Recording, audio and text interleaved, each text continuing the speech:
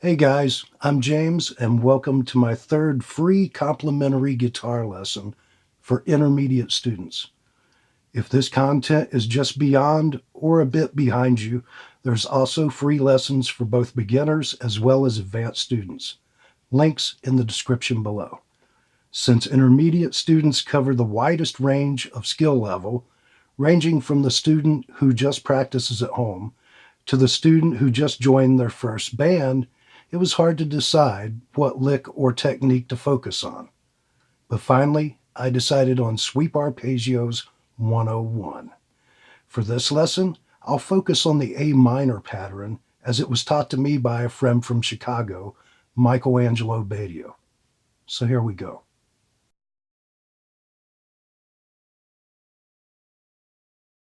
So as the name would imply, sweep picking is one pick motion down, one pick motion up. So we're going to start on the 12th fret with your index finger. There's a couple little tricks to this I'll show you. The first note is 12th fret A string, and you're going to hammer on to the 15th fret with your pinky. Then you're going to play 14th fret D string and G string. The trick here is not to let them bleed together. You're not playing a fourth, so you roll your third finger and play the notes individually. Then the 13th fret with your second finger on the B string. Then the high E string, 12th fret. You'll do a pick, and then you'll do a hammer onto the 17th fret, and then a pull off back to the 12th. And you pull off to the final A note.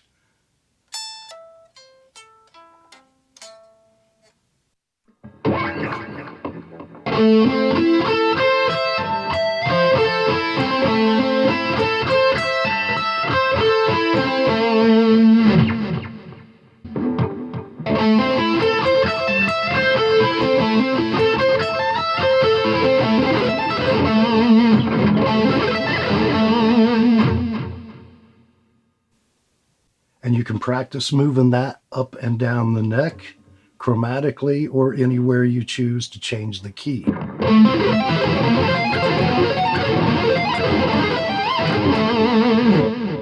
Add in passing notes, slides, whatever sounds good to you.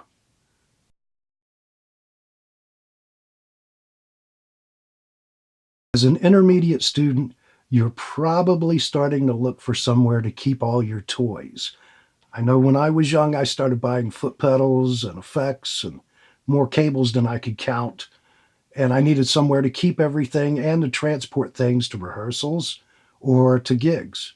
So here's a little list of possible gear bag contents you might want to make sure you include in your gear bag. If you don't have one yet, I recommend going on somewhere like Amazon and doing a search for musicians' gear bags. There's a plethora at a wide variety of prices. I'm sure you will find something you can use. Now, these are the kind of things I typically put in my gear bag. Yours may differ. If you're a blues player, you might want to have a slide.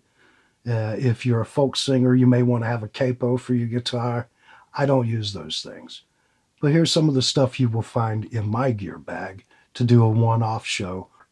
Spare strings, a string winder, string cutter, or a cutter winder combo, the Ernie Ball power peg, a Furman power block, Big Ben's nut sauce, a Sharpie, something everybody always forgets to bring, blank paper, picks, gaffer's tape, polish and a soft cotton or microfiber cloth.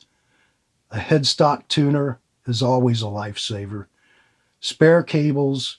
I always bring my Zoom H1, or nowadays it's the H1N. You never know what you might want to record at a rehearsal, or if you might want to document a show with better audio than you're going to get from a crappy iPhone.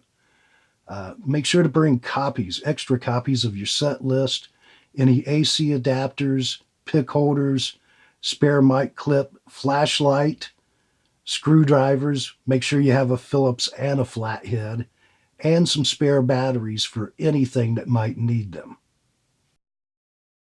And there you go.